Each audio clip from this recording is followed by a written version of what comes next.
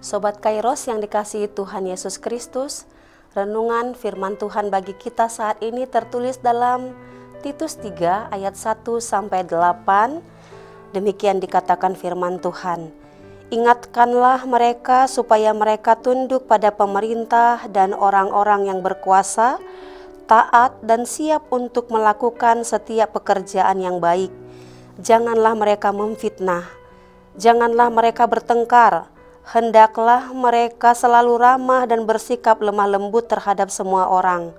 Karena dahulu kita juga hidup dalam kejahilan, tidak taat, sesat, menjadi hamba berbagai-bagai nafsu dan keinginan, hidup dalam kejahatan dan kedengkian, keji, saling membenci. Tetapi ketika nyata kemurahan Allah Juru Selamat kita dan kasih-Nya kepada manusia, pada waktu itu Dia telah menyelamatkan kita, bukan karena perbuatan baik yang telah kita lakukan, tetapi karena rahmat-Nya oleh pemandian kelahiran kembali dan oleh pembaharuan yang dikerjakan oleh Roh Kudus, yang sudah dilimpahkannya kepada kita oleh Yesus Kristus Juru Selamat kita, supaya kita sebagai orang yang dibenarkan oleh kasih karunia-Nya berhak menerima hidup yang kekal sesuai dengan pengharapan kita. Perkataan ini benar dan aku mau supaya engkau dengan yakin menguatkannya, agar mereka yang sudah percaya kepada Allah sungguh-sungguh berusaha melakukan pekerjaan yang baik. Itulah yang baik dan berguna bagi manusia. Demikian pembacaan firman Tuhan. Sobat Kairos yang dikasihi Tuhan, Titus merupakan sahabat dekat Paulus yang bekerja bersama Rasul itu di Asia Kecil dan Yunani. Paulus menuliskan suratnya kepada Titus sebagai dukungan kepadanya untuk terus mengajarkan iman yang benar dan membimbing jemaat agar tetap hidup sesuai dengan kehendak Allah. Pada waktu Paulus mengirimkan suratnya kepada Titus, Titus sedang berada di Pulau Kreta. Paulus meninggalkannya di pulau itu untuk menetapkan penatua-penatua di setiap kota. Sejumlah orang dalam jemaat-jemaat di Kreta rupanya sedang berusaha menyesatkan anggota lainnya dengan ajaran-ajaran sesat. Seperti yang tertulis dalam Titus 1 ayat 10-14 mengatakan bahwa orang Kreta hidup tidak tertib, omongannya sia-sia dan menyesatkan pikiran, mengacaukan banyak keluarga dengan pengajaran sesat, pembohong, binatang buas, pelahap yang malas. Mereka keji dan durhaka dan tidak sanggup berbuat sesuatu yang baik. Oleh karena itu Paulus meminta kepada Titus untuk mengajar jemaat tentang cara hidup yang pantas sebagai umat Allah. Selain itu, surat kepada Titus juga memuat petunjuk dan nasihat bagi para pemimpin jemaat dan bagi seluruh jemaat Tuhan agar memegang teguh iman yang benar dan hidup dengan baik.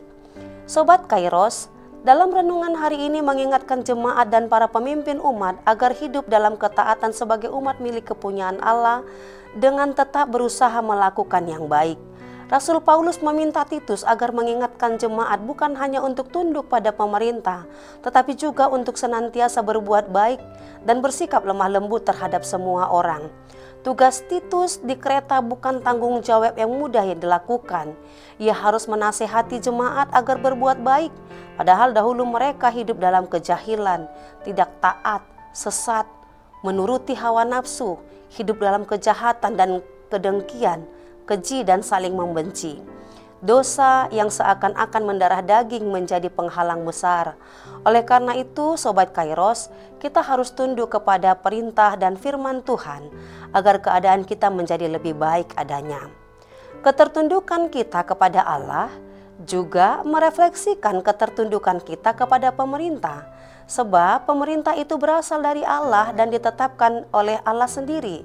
Barang siapa yang melawan pemerintah berarti ia sedang melawan ketetapan Allah, karena pemerintah adalah hamba Allah untuk kebaikan umat. Jika jemaat tunduk kepada pemerintah, maka keadaan mereka akan baik dan dapat beribadah dengan baik. Tetapi jika jemaat terang-terangan tidak tunduk dan melawan pemerintah, pemerintah dapat saja melarang mereka beribadah atau bahkan membunuh mereka. Kalau hal ini terjadi, orang Kristen tidak dapat lagi menyebarluaskan Injil di seluruh wilayah Kekaisaran Romawi.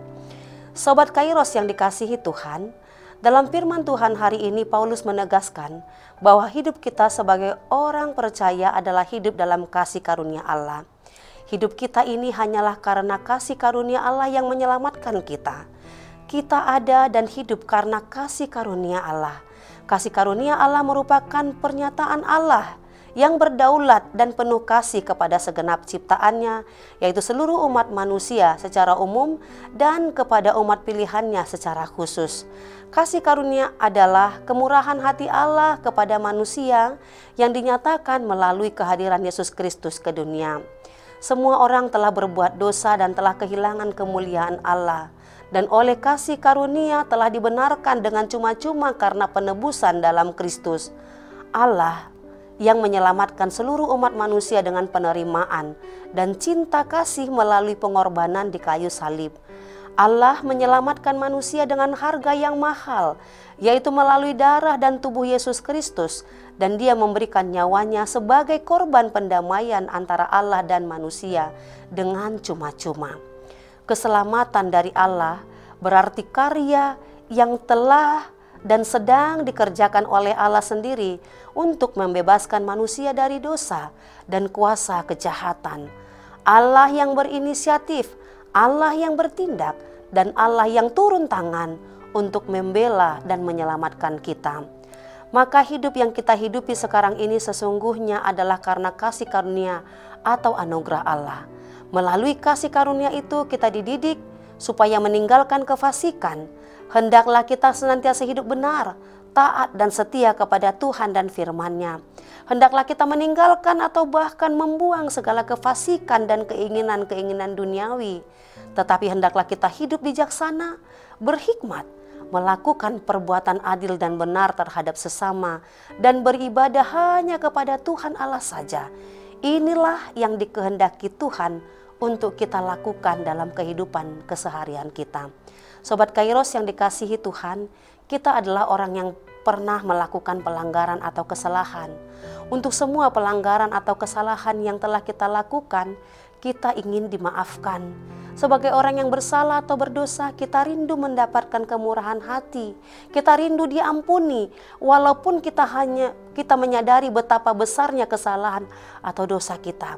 Kita rindu bukan hanya untuk dimaafkan manusia, tetapi juga diampuni oleh Tuhan Allah.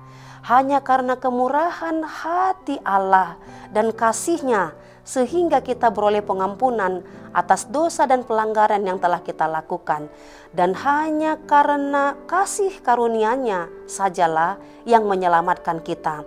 Kita beroleh keselamatan dan kehidupan yang kekal di dalam pengorbanan Yesus Kristus. Hanya karena kasih karunia dan kemurahan hati Allah, kita memperoleh apa yang kita inginkan dan harapkan, yaitu pengampunan atas pelanggaran kita. Kita adalah orang yang lemah dan sering terjebak dalam dosa. Tetapi Allah yang Maha Kasih, Maha Peduli, dan Maha Pengampun itu mengangkat, memulihkan, dan menyelamatkan kita. Itu semua dilakukannya karena Dia adalah Allah yang murah hati dan berlimpah kasih sayang. Sobat Kairos, Allah mengerti kerinduan hati terbesar, yaitu mendapatkan pengampunan dan keselamatan. Itu sebabnya ayat renungan hari ini mengatakan, tetapi ketika nyata kemurahan Allah Juru Selamat kita dan kasih-Nya kepada manusia, pada waktu itu Dia telah menyelamatkan kita, bukan karena perbuatan baik yang telah kita lakukan, tetapi karena rahmat-Nya, oleh permandian kelahiran kembali dan oleh pembaharuan yang dikerjakan oleh Roh Kudus. Tuhan telah menyelamatkan kita dalam pengorbanan Yesus Kristus. Kita diampuni dan diselamatkan bukan karena perbuatan baik yang kita lakukan, tetapi semata adalah karena kemurahan hati Allah dan kasih karunia-Nya bagi kita. Allah telah mencurahkan Roh Kudus ke atas kita melalui Yesus Kristus Juru Selamat kita, supaya kita sebagai orang yang dibenarkan oleh kasih karunia-Nya berhak menerima pengharapan akan hidup yang kekal. Kita diselamatkan oleh Allah Bapa yang bekerja melalui Anak dan Roh Kudus.